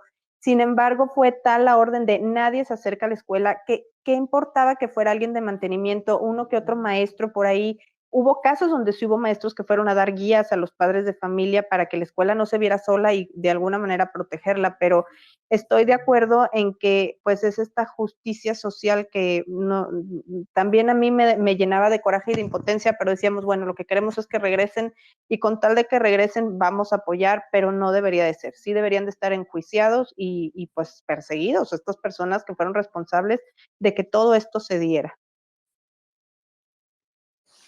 Sí, hola, Joaco. Sí, Norma, por favor. Sí, no, y sí, no, me he motivado en un poco ese intercambio porque, o sea, acá hay como que, o sea, yo, la verdad que América Latina tiene que reflexionar por qué hemos permitido esto. Porque toda esta situación, ¿no? De los prolongados cierres educativos, claro, tienes tú problemas en gestión pública, ¿no? Que cada país, digamos, ahí tiene su particularidad, pero la sociedad lo ha permitido, ¿no? Y eso yo creo que amerita una reflexión profunda sobre el lugar de los niños y adolescentes en las prioridades y también la forma como en América Latina se entiende el tema de los cuidados. O sea, de pronto la política pública le tiró a los hogares este tema y los hogares hicieron lo que pudieron. Algunos con más recursos, otros con cero recursos. Y se han profundizado las desigualdades frente a nuestras narices de manera abrumadora en la región. Entonces, esta situación yo creo que sí amerita porque, conectando con algo que decía Paul Neira hace un rato, o sea, ¿cuál es el lugar de las familias entonces en la política pública? ¿No? ¿Cómo las pensamos tanto en el ámbito educativo, pero también desde el punto de vista de la protección social, del punto de vista de los cuidados, del punto de vista del desarrollo económico? Por ejemplo, yo recuerdo un estudio en Chile que hizo la Diego Portales que me pareció buenísimo, porque ellos habían medido el impacto de la apertura escolar en la recuperación del empleo femenino. Finalmente, el cierre educativo afectó los aprendizajes, afectó la educación, la salud mental y el bienestar de los niños y adolescentes. Estamos viviendo ahora las consecuencias en nuestros hogares y en las escuelas. Lo estamos viendo suceder. Pero hay, si quieren ustedes, un conjunto de impactos que deben ser visibilizados. El impacto en las trayectorias laborales de las mujeres, el impacto en las economías familiares, el impacto en, por ejemplo, como ya se mencionó, la situación de niños y adolescentes que han dejado de estudiar y esta situación de deserción en el cual la política pública va contra el tiempo, porque realmente es cuestión de meses para perder un chico del sistema educativo frente a las necesidades de sobrevivencia. Entonces creo que sí amerita una reflexión profunda y creo que es quizás la oportunidad, ¿no?, de este tipo de colectivos, organizaciones que estamos aquí reunidos, de hacer que esta conversación siga, que indistintamente de que si se abrieron las escuelas, que siga, porque es necesario hacer memoria sobre lo ocurrido, precisamente para que no se vuelva a repetir. Gracias. Sí, yo hay un comentario que quisiera hacer también, no sé si es posible. Sí, por favor. Sí, yo hay un poco continuando con esta idea, ¿no? Y basándome un poco en el Perú, que es donde vivo, soy extranjero en el Perú, pero estoy viendo un poquito toda América Latina para lo que estuve escribiendo, ¿no? En el caso del Perú, bueno, la educación no era prioridad previo a la pandemia, no fue prioridad durante la pandemia y no es prioridad después de la pandemia, ¿no? Durante la pandemia terminó siendo prioritario este asunto por la presión que ejerció una serie de padres y madres de familia, que era ya insostenible después del cierre tan prolongado, ¿no? Y una serie de medios de comunicación que jugaron un rol clave dentro de este asunto, ¿no? Pero no se está discutiendo tampoco en el Perú, consecuencia de la crisis política que sufre el país, no se están discutiendo los asuntos que tendrían que ser prioridad como parte de la recuperación que requiere el país, ¿no? Y eso es algo que creo que une al Perú con el resto de los países que estamos aquí hablando. Pero igual México es un poco diferente, ¿no? Pero son contextos tremendamente polarizados, ¿no? Donde no cabe colocar los asuntos que tendrían que ser importantes para el país, importantes para las personas. Y la educación es uno de ellos. Señalaban el asunto de la salud mental, que consideramos que es un asunto fundamental acá, ¿no? Entonces, ¿cómo podemos hacer para que se pueda discutir en los países la que tiene que ser la agenda pospandemia en todos ellos, donde la educación tendría que ser un asunto prioritario? En el caso del Perú no se discute esto, pero tampoco se discute los enormes índices de pobreza que sufre el país actualmente, ¿no? O la desigualdad tan grande en la cual el país ha recaído, ¿no? Y hay un elemento que Norma lo ha señalado que creo que es dramático, ¿no? Y es que si bien una parte importante de las escuelas han abierto, ¿no? Todavía solo 30 de las 149 universidades en el Perú han abierto, ¿no?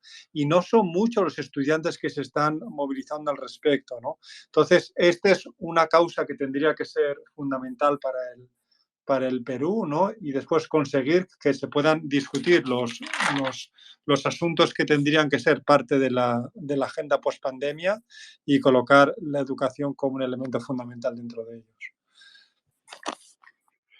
Gracias, Asier. Es increíble porque cada puerta que abrimos hay un montón de temas y la verdad que es imposible con el tiempo que tenemos, con la cantidad que somos y demás.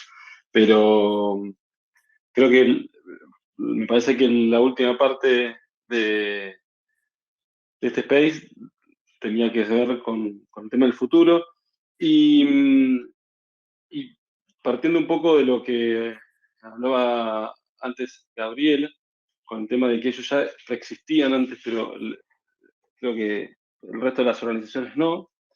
Y bueno, y un poco eso, ¿cómo ven el futuro? ¿Qué es la posibilidad el lugar que tienen realmente en la sociedad sus colectivos? Y vamos a empezar, porque hace rato que no la escuchamos hablar, no sé si Tere estaba por ahí, Tere Romero, de escuelas abiertas o, bueno, Claudia. Tere me dice que no está escuchando, algo pasó con su conexión. Tenemos muchos problemas con Twitter hace muchos meses, quiero que lo sepan. Sí. Bueno, respondiendo a tu pregunta, Joaquín, nosotros justamente nos estamos haciendo esas preguntas ahora, un poco cómo queremos seguir hacia adelante, qué queremos formalizar. Nosotros hasta ahora nunca hemos formalizado de alguna manera legal, digamos, nuestra agrupación. Así que en eso estamos y en cuáles serían nuestros focos del quehacer hacia adelante, que se parecen en algunas de las cosas que hemos conversado. Por un lado, asegurar que no se vuelvan a cometer esos errores que se cometieron, ¿no es cierto?, de dejar la infancia y la adolescencia en el último lugar.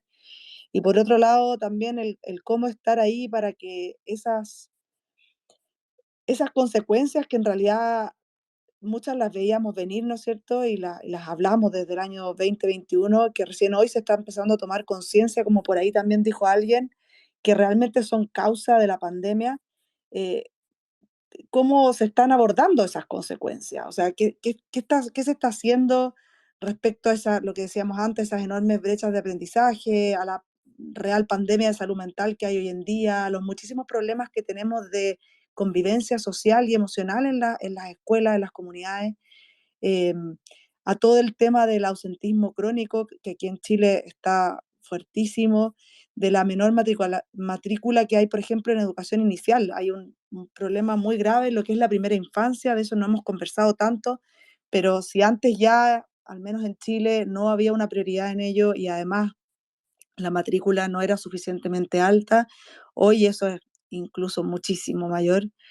Em, y, y bueno, y cómo en el fondo mantener también, sobre todo, bueno, todo lo que está sucediendo ahora con la violencia escolar en Chile, etcétera, y cómo mantener también como esa conciencia de que recién ahora se está tomando, yo siento, en cuenta, de que la educación presencial no es equivalente, no es comparable en el fondo a estas edades que tenemos de los niños en el fondo pequeños, no es comparable lo que tú vives dentro de la escuela a lo que tú puedes recibir con cualquier otro medio tecnológico, más allá de que existan las posibilidades de ese medio tecnológico, digamos.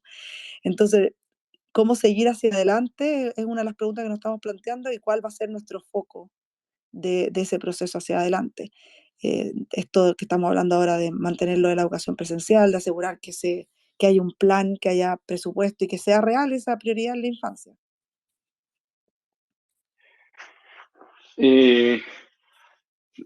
Hace rato que no la escucho, así que le voy a dar la palabra a Gabriela. Ahora estoy escuchando, antes tuve un problema. Ah, Joaquín, quizás para ir cerrando, sí, muy importante lo último que dijo la Claudia, sobre todo lo de la primera infancia. Quizás para ir ya avanzando en cómo poder aportar el día de mañana, ojalá que los organismos como UNICEF, no sé, ustedes, el resto de los países, como qué contacto tienen más cercano a ellos para que nos ayuden a levantar estas alertas, para que nos ayuden a levantar estas amenazas que ya están siendo evidenciadas y poder influenciar, poder poner este tema dentro de cada uno de los países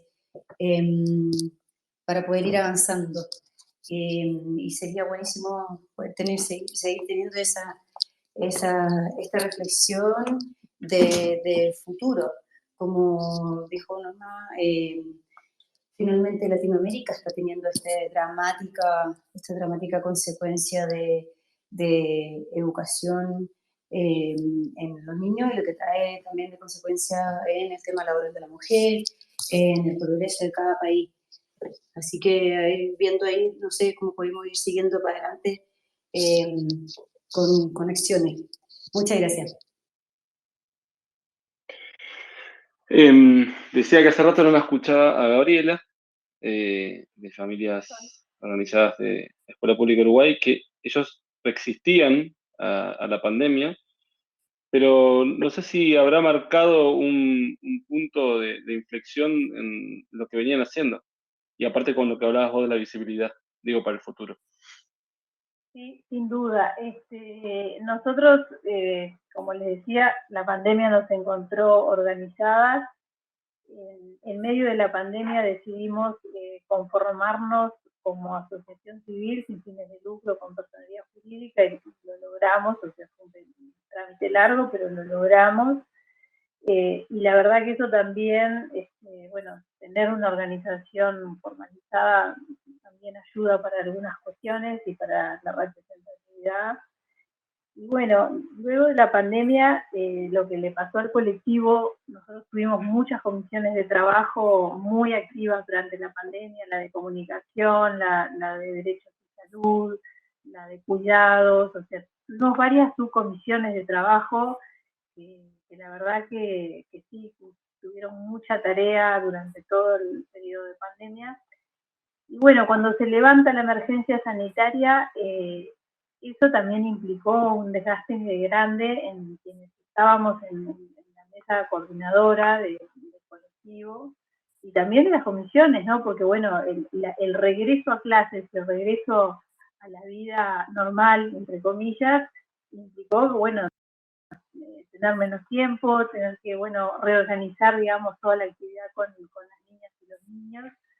Y bueno, la participación ahí bajó un poco. Si bien tuvimos muchísima visibilidad en los medios durante la pandemia, ahora estamos en un proceso de rearmarnos y volver como a los orígenes. El otro día estuvimos justamente en una asamblea y bueno, tenemos que volver a los orígenes de nuestra fundación como colectivo, que es justamente reivindicar el derecho a la participación ciudadana, a poder ser parte, formar parte y tomar parte en lo que es la educación de nuestros hijos. Nosotros tenemos la Ley General de Educación que garantiza eso y bueno, lo que queremos es que eso sea efectivo. Tenemos una figura que son los consejos de participación en cada escuela, que no funcionan, en la mayoría de las escuelas no funcionan y bueno, esa es una de las, digamos, de las propuestas que tenemos, digo, para volver a retomar, digamos, lo que nos convocó a a unirnos y a conformarnos como colectivo previo a la pandemia. Después la pandemia, sí, obviamente nos llevó todo el tiempo, ¿no? O sea, estuvimos abocados a eso y yo les invito a entrar a la página de Familias Organizadas de la Escuela Pública de Uruguay, porque, claro, ahora nosotros entramos a la página, miramos, y bueno, la verdad que hicimos un montón de cosas, siempre desde lo propositivo, y, bueno, y no siempre escuchados, ¿no? por el gobierno. Si bien Uruguay, en la región, capaz fue el país que empezó antes y las restricciones no fueron tan grandes, es cierto que la infancia fueron los últimos en volver, en todo, ¿no? Y fueron tan perjudicados, me imagino yo, como en otros países. Así que como colectivo estamos en eso, rearmándonos y viendo cómo nos posicionamos y nos rearmamos nuevamente para ir por aquello que nos unió en el 2019, que era justamente eso, reivindicar el derecho a participar en la educación de los niños, ¿no? Como familias. Y bueno, en eso estamos. Que no está siendo fácil, pero bueno, estamos tratando de salir adelante, y de hecho ahora hemos sido convocados también para distintas cuestiones, digo, no sé, en las facultades, por ejemplo, están haciendo estudios de cómo ha incidido la pandemia en la infancia y nos convocan, el Observatorio de la Educación también va a exponer y también nos convocan para que contemos un poco la experiencia, porque bueno, realmente fue una experiencia bastante inédita, de que las familias de la escuela pública en Uruguay nos juntáramos como una voz fuerte, y llevábamos la voz de los gurises, ¿no? De los derechos, hacer sonar los derechos de los civilines en los medios, que eso, bueno, hasta ahora no había estado. Y si bien nosotros nos habíamos conformado un año antes y habíamos tenido algo de visibilidad en los medios, ni que hablar que no se comparó con lo que sucedió después con la pandemia, porque además ahí nosotros decíamos, bueno, los comunicadores, los medios, o sea, mucha gente tiene hijas, tiene hijos en la escuela y está padeciendo lo que es esto, ¿no? O sea, están viendo a sus hijos, digo, cómo están sufriendo en ir a la escuela, y además todo lo que implicó.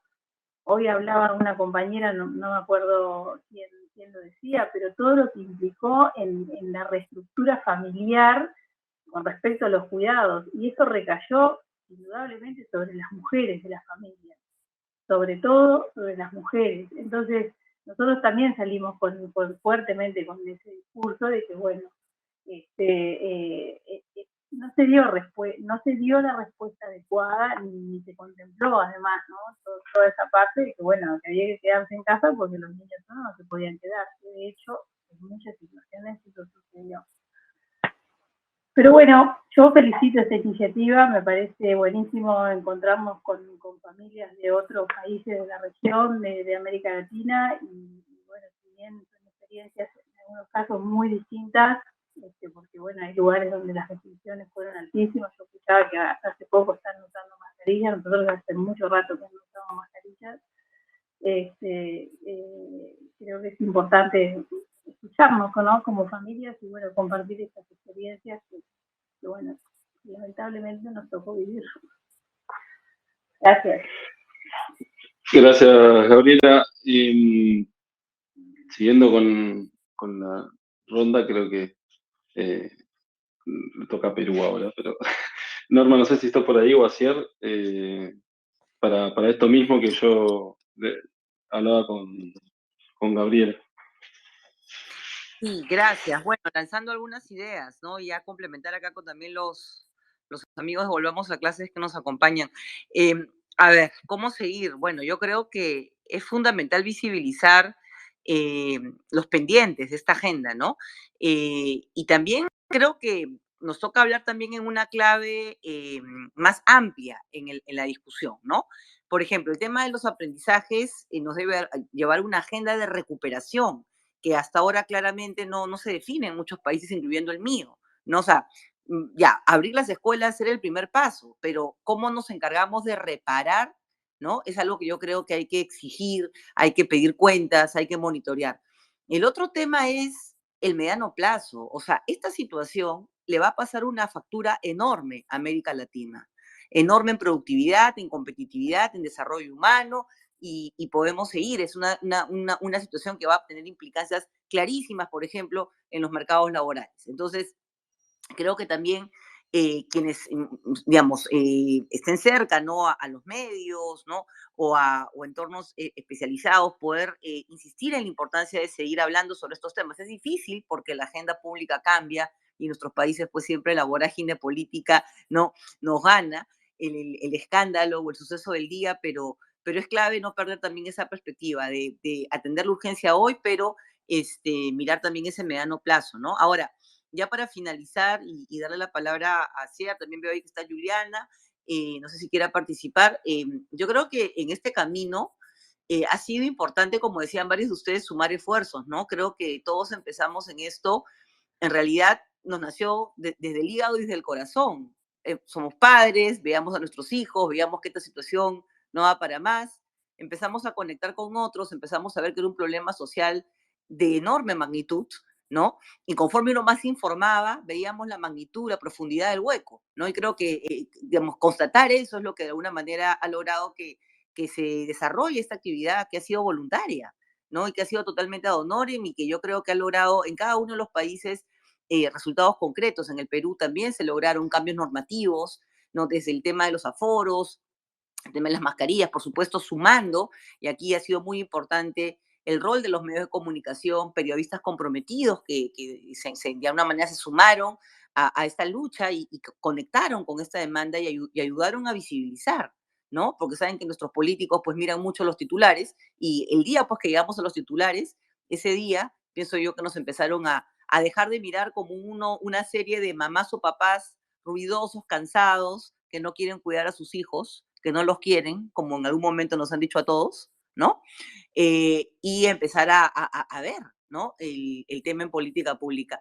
Y también creo que la conexión, por ejemplo, aquí en el Perú, el sector empresarial, ciertos líderes empresariales muy comprometidos con este tema también fueron fundamentales para, de alguna manera, entender que el asunto no era un tema únicamente de problema doméstico, de alguna manera se subestima lo doméstico, ¿no? Ay, no, ya la familia ve, problema de la mamá, problema del papá, ya ve cómo hace, ¿no? Y entender, digamos, la problemática más grande. Entonces, yo creo que esa suma de esfuerzos fue importante para los objetivos, ¿no? Y los logros que se pudieron alcanzar. Sin embargo, en el caso del Perú, pues, tomó mucho tiempo, ¿no? Yo creo que de una manera es un sentir compartido que, a ver, todo lo que se hizo con buena fe y con el apoyo de muchas personas, se logró, pero fue tarde por las circunstancias políticas, por la dificultad de decisión y bueno, creo que ahora nuestra responsabilidad es llamar la atención de quién se tiene que hacer cargo de esto, ¿no? No en la perspectiva punitivista, sino en la perspectiva de que efectivamente veamos pues agendas concretas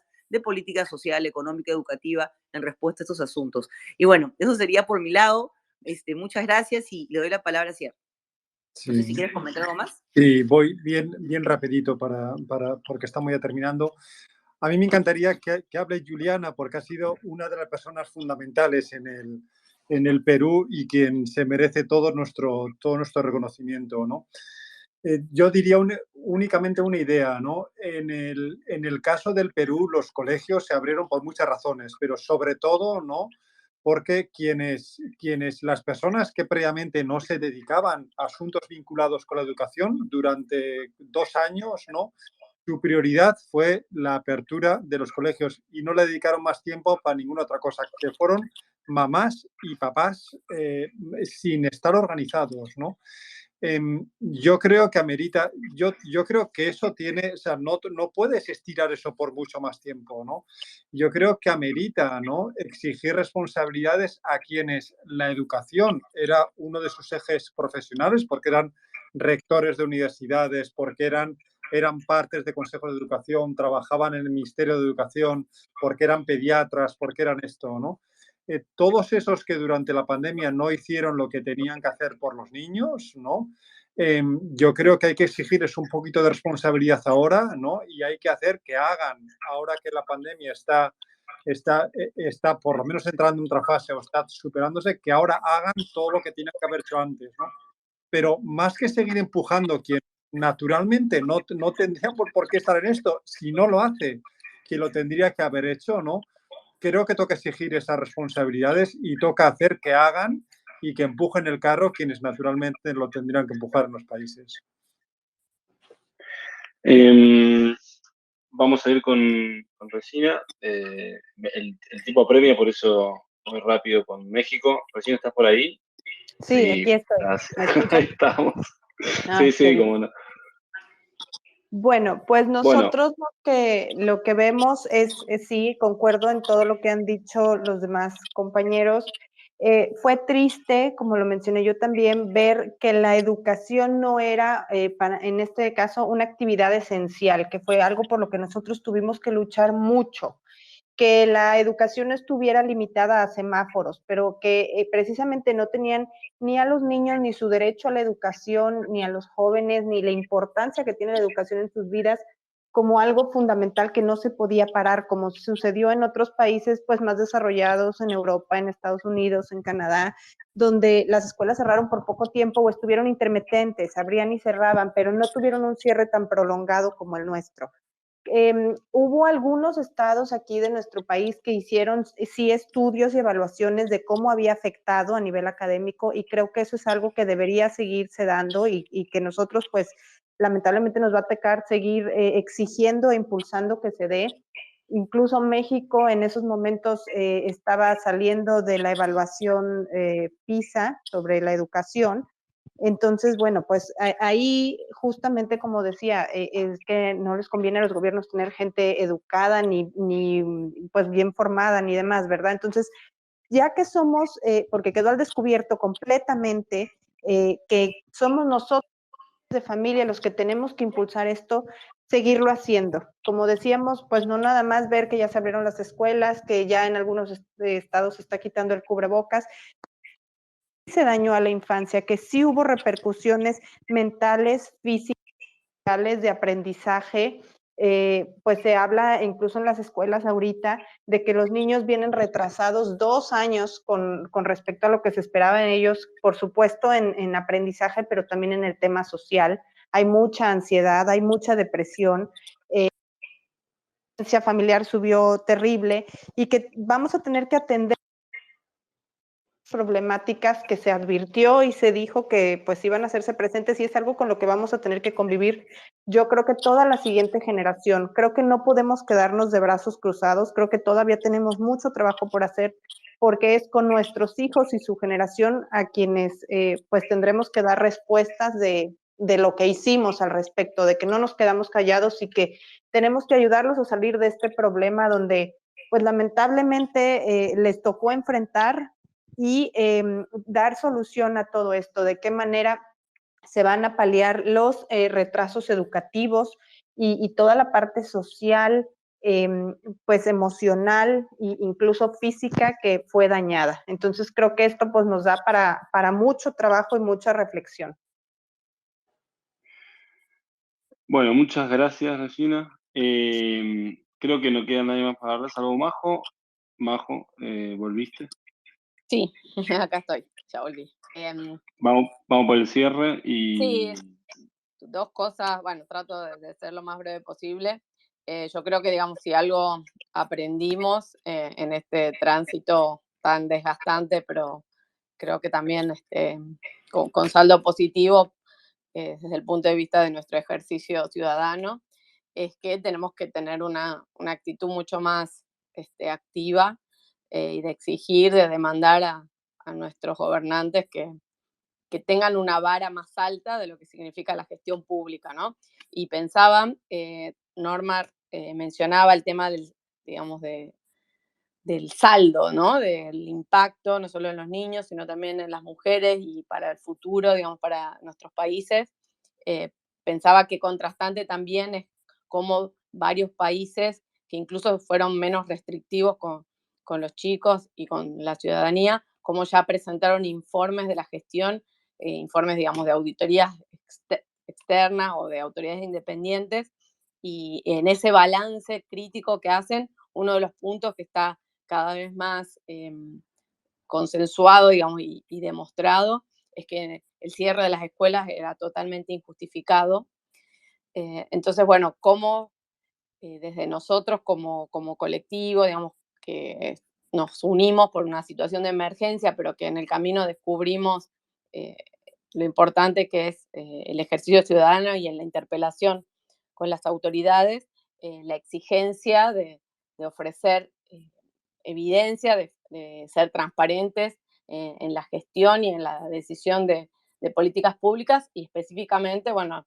lo que nos interesa a nosotros y lo que nos sigue movilizando es la situación de los chicos, de la salud social, digamos, salud emocional y sus posibilidades de futuro con una educación bastante, que bueno, por lo menos en lo que compete a la Argentina, una situación muy crítica, no solo como consecuencia de la pandemia, sino con un arrastre de daño previo por diferentes motivos, y que demandan de nosotros sostener esta actitud, digamos, de militancia activa, por lo menos desde las redes, ¿no? Y es interesante cómo se fueron generando espacios y que tenemos que sostenerlos y fortalecerlos, y me parece que este primer encuentro en este space de poder compartir las experiencias y de mirar hacia futuro es un buen primer paso en ese sentido. Sí, y yo recién pensaba cuando hablaba Regina que hay, y lo pensé durante todo el space, que hay un montón de cosas, claramente no nos iba a entrar todas las cosas que surgen y todas las puertas que se abren de similitudes y diferencias de los sistemas educativos y de las situaciones sociales, etc. Así que, por lo pronto, mi invitación y la invitación, entiendo, de padres organizados también, a todos es repetirlo, calculo que el año que viene, porque ya esto se acaba este año, pero comprometerlos a si podemos hacer algún otro space y otra actividad también se puede hacer, obviamente, para empezar a ver las similitudes y cómo se resuelven los problemas, que me parece que siempre es lo mejor de compartir las soluciones de los problemas que a veces son comunes o a veces no. Jime. Sí, no, estaba pensando exactamente lo mismo. Creo que esto fue como el puntapié inicial, ¿no? De las conversaciones que podrían entre los distintos países, y que estaría bueno que nos juntemos quizás en otro espacio, no solamente en un space, en un Zoom y demás, como para compartir distintas experiencias. Hay algunos países que por ahí ya tienen algún camino un poco más avanzado, y eso creo que nos nutriría a todo el resto. Y agradecerles realmente por la participación, por el tiempo. Regina, muchas gracias por todos los intentos para poder sumarte, y más sabiendo que hay una diferencia horaria. Sí, no hay de qué. La verdad es que feliz de poder participar. Me frustró mucho no poder escuchar una parte ni poder participar, pero bueno, gracias por la invitación. Fue definitivamente una plática muy nutrida, muy interesante, y sí, creo al igual que ustedes que tenemos que dejar evidencia histórica para que esto no pueda volver a pasar. No hay causa justificada que haga que se cierre la educación y las escuelas por tanto tiempo. No puede volver a pasar. Tenemos que sentar ese precedente. Aprovecho el comentario de Regina sobre que se perdió de escuchar parte del space para comentarles, decirles que lo que habitualmente hacemos es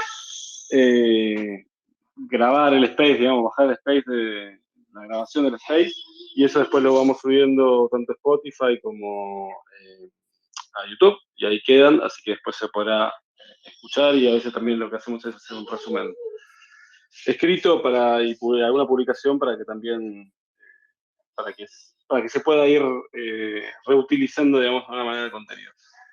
Así que, por lo pronto, les agradezco un montonazo haber participado, haber estado acá, haber respondido el llamado, digamos, por así decirlo. La verdad que para mí estuvo muy interesante, lo tengo los chicos acá, lo que nos dice que es hora de comer. Les mando un abrazo a todos, Jime, Majo, Norma, ahí voy nombrando uno por uno, el que quiera abrir el micrófono puede hacerlo. Claudia, Tere, Regina, Gabriela, y no sé si hay alguno más, me parece, ¿no? Así que les mando un abrazo y muchas gracias por haber participado. Gracias. Gracias a ustedes Iniciativa. por la Chao, muchas gracias a ustedes. Gracias. Aprendimos mucho. Chao. Gracias. Gracias.